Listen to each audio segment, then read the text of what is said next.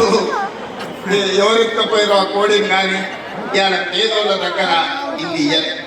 అందుకే ప్రభుత్వం వచ్చిన వెంబడి పేదవాడి ఆత్మ గౌరవం పెరగాలి అని అంటే ఇందిరమ్మ ఇల్లు ఉండాలి. ఇందిరమ్మ ఇల్లు ఉండాలి అని అంటే ప్రభుత్వం ఆర్థిక భారమైనా పర్వాలేదు ఇచ్చి తీరవలసిందని మొదటి విడతగా ప్రతి నియోజకవర్గానికి 3,500 ఇళ్ళు, దాదాపుగా 4,50,000 ఇళ్ళు, 22,500 కోట్లతో పేదలకు ఇల్లు ఇచ్చినాం. ఇవాళ ప్రతి గ్రామంలో ఇందిరమ్మ ఇళ్ళ పనులు మొదలైనవి. అందుకే ఈరోజు ధైర్యంగా ఆ సంతోషంతో మీ అందరి అభిప్రాయాన్ని సోదరుడు మాధవ్ రెడ్డి గారు మా కనీసం ఇంకొక 3,000 ఇద్దామంటారు.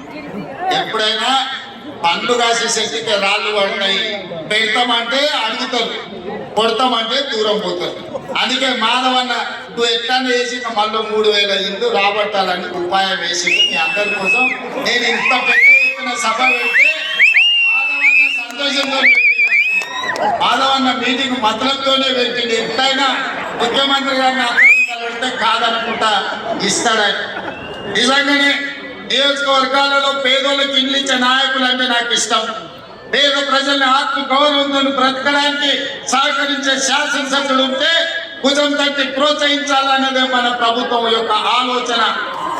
వచ్చే ఏప్రిల్ కొత్త సంవత్సరం ఫైనాన్షియల్ ఇయర్ లో తప్పకుండా ఈ నర్సంపేటకు మళ్ళీ 3,000 నుంచి 3,500 ఇళ్ళ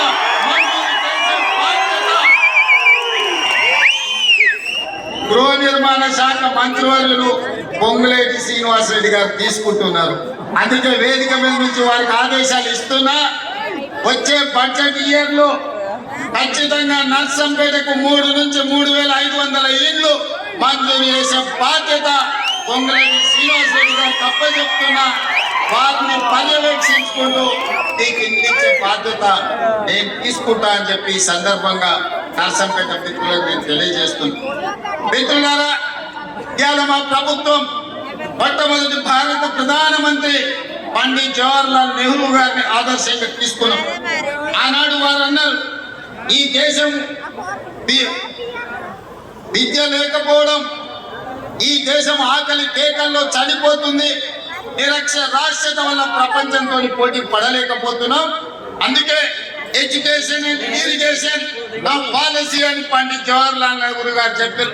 అందుకే ఈనాడు ఈ దేశంలో ఉన్న గొప్ప గొప్ప యూనివర్సిటీలన్నీ మొట్టమొదటి ప్రధానమంత్రి గారు మొదలుపెట్టినది కాంగ్రెస్ పార్టీ కట్టిన కాకతీయ యూనివర్సిటీ. ఇవాళ వరంగల్లో దేశానికి ఎంతో మంది మేధావులను అందించిన యూనివర్సిటీ అది కాంగ్రెస్ పార్టీ మొదలుపెట్టింది.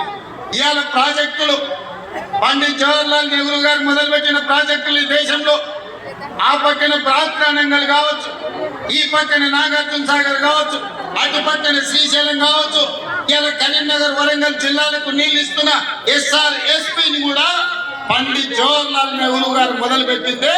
ఆ నీళ్ళే ఈనాడు పంటలు పండిస్తున్నాయి. మన కడుగు ముందుకేసినాం. కమ్యూనికేషన్ వ్యవస్థ డెవలప్ అయింది. అందుకే education, irrigation and communication, communication in roads, communication in ports, communication in airports, communication in technology, వీటన్నిటిని కూడా తీసుకొని తెలంగాణ రైజింగ్ గ్లోబల్ సమ్మిట్ ని ఈ నెల 8, 9 తారీఖు నాడు ప్రపంచ స్థాయిలో ఈ రోజు కార్యక్రమాలను తీసుకున్నాం. దాంట్లో భాగంగానే మిత్రులారా ఇవాళ వరంగల్ ఎయిర్పోర్ట్ తీసుకొస్తున్నాం. ఒక్కరోజైనా కేసీఆర్ ఆలోచన చేసిందా? ఆనాడు సోనియా గాంధీ గారు, రాహుల్ గాంధీ గారు, మన్మోహన్ సింగ్ గారు నిర్మించిన ఔటర్ రింగ్ రోడ్ అంతర్జాతీయ ఎయిర్పోర్ట్ తెలంగాణకు పెద్ద దిక్కు అయింది తప్ప తెలంగాణ రాష్ట్రంలో ఒక్క ఎయిర్పోర్ట్ లేదు. నా పక్కన ఉన్న ఆంధ్రప్రదేశ్ లో 6-7 ఎయిర్పోర్ట్లు ఉన్నాయి, మహారాష్ట్రలో 10-12 ఉన్నాయి, కర్ణాటకలో 7-8 ఉన్నాయి. కానీ తెలంగాణ రాష్ట్రంలో 10 ఏళ్ళు ఎన్నులకు మరి ఎందుకు దేవుడు బుద్ధి కలిగించలేదో, జ్ఞానోదయం ఇవ్వలేదో, విదేశాలలో చదువుకున్నాం, సాంకేతిక నిపుణులం అని పెద్ద పెద్ద పొడుగు ఉపన్యాసాలు ఇస్తారు. కనీసం తెలంగాణకు 2వ ఎయిర్పోర్ట్ తేవాలని ఆలోచన చేసిందా? తెలంగాణకు లేని పోర్టుకు కనీసం రోడ్డైనా వేద్దామని ఆలోచన చేసిందా? అందుకే ఈనాడు మన ప్రభుత్వం వచ్చినప్పుడే సురేఖమ్మతో, సీతక్కతో, రాజేందర్తో మాట్లాడి ఖచ్చితంగా హైదరాబాద్ నగరంలో ఏమేమి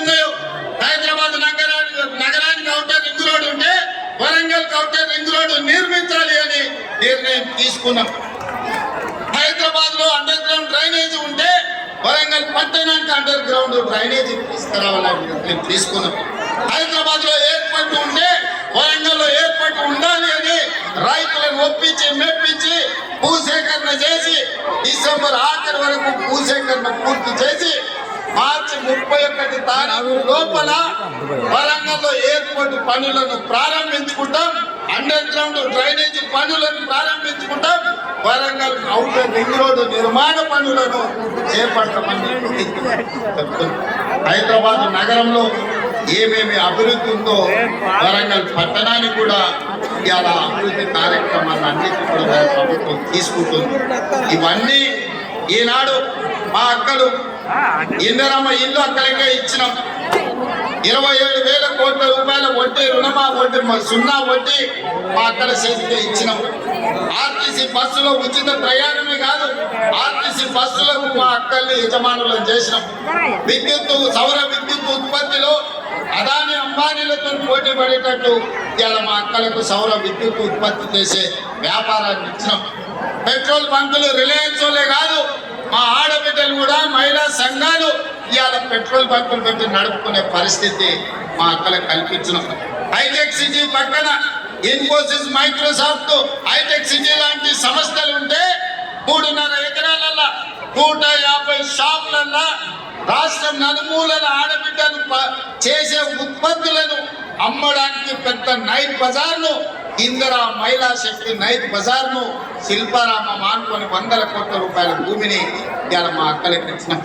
మా అక్కలు తయారు చేస్తున్న ఉత్పత్తులు రేపటి నుంచి మా మీడియా మిత్రులు అమెజాన్లో ఆన్లైన్ కొనుక్కోవచ్చు. తొందరలోనే ఆన్లైన్లో కూడా మా అక్కలు అమ్మే వస్తువులు ప్రపంచానికి అంతా పరిచయం చేస్తున్నాం. ఇవాళ ఈ రాష్ట్రంలో 1,000,000 మంది మహిళల్ని కోటీశ్వరులను చేయాలి. ఆడబిడ్డలు కోటీశ్వరులు అయితే ఆ కుటుంబం బాగుపడుతుంది, ఆ పిల్లలు చదువుకుంటారు, ఆ ఇంటి మర్యాద పెరుగుతుంది, ఆ కుటుంబంలో అన్ని పరిస్థితులు బాగుంటాయని మేము విశ్వసిస్తున్నాం.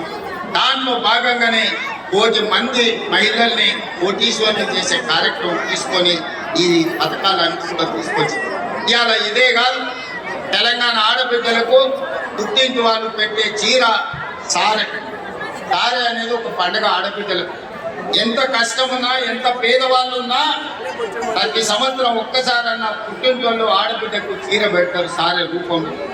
ఒకవేళ మరీ పేదలకు ఉంటే 3-4 ఏళ్ళ తప్పకుండా పెట్టారు, అదొక సాంప్రదాయం.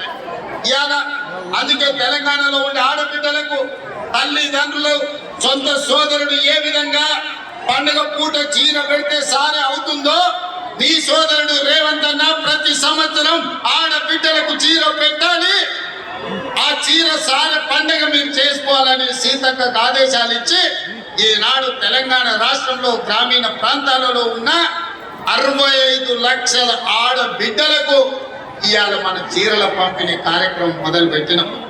ఎన్నికల కోడ్ వల్ల కొద్దిమంది ఆడబిడ్డలకు రాలేదు అని నా దృష్టికి వచ్చింది.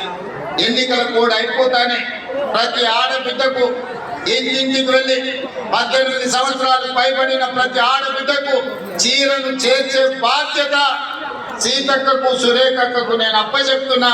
మీ బాధ్యత ప్రతి ఆడబిడ్డకు చీర చేరేటట్టు చూడండి. ఎంత ఖర్చైనా ప్రభుత్వం వెనక ఆర్డర్. ఇలా సంవత్సరం కింద ఆర్డర్ ఇస్తే 65 లక్షలు వచ్చినాయి, ఇంకా 35 లక్షల చీరలు రావాలి. మార్చిలో ఇస్తామన్న ఉత్పత్తి సంస్థలు పట్టణ ప్రాంతాలలో మున్సిపాలిటీలో ఉండే ఆడబిడ్డలకు మార్చి నెలలో అంతర్జాతీయ మహిళా దినోత్సవం సందర్భంగా పట్టణ ప్రాంతాలలో మున్సిపాలిటీలలో ఉండే ఆడబిడ్డలకు కూడా 35 లక్షల చీరలు ఇస్తాం. మొత్తానికి రాష్ట్రంలో 1,000,000 మంది ఆడబిడ్డలకు 1,000,000 చీరలు పెట్టి సారి పెట్టే బాధ్యత ఈ ప్రభుత్వం తీసుకుంటుంది. మన చర్చల సందర్భంగా